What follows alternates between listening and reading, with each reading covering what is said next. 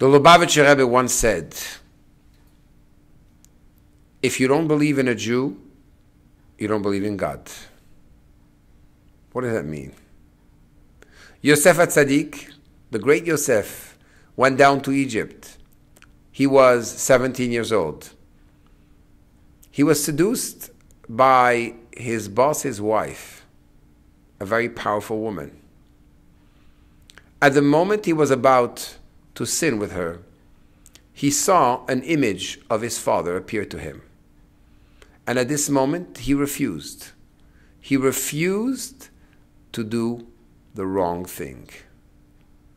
Imagine Yosef HaTzadik approaching a psychologist and explaining his dysfunctional family.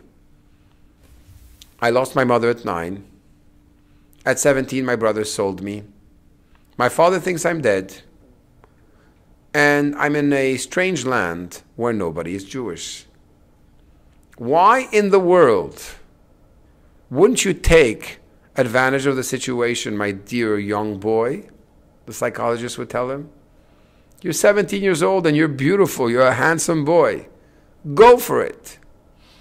But instead, Yosef HaTzadik sees the face of his father appear to him, and he decides to give up.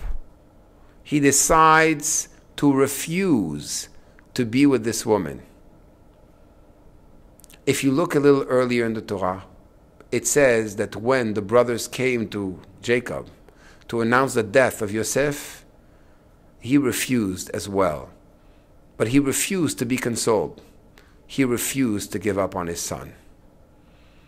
The power that Yosef had to refuse to do the wrong thing came because, and thanks to, the refusal of Jacob, his father, to give up on his son.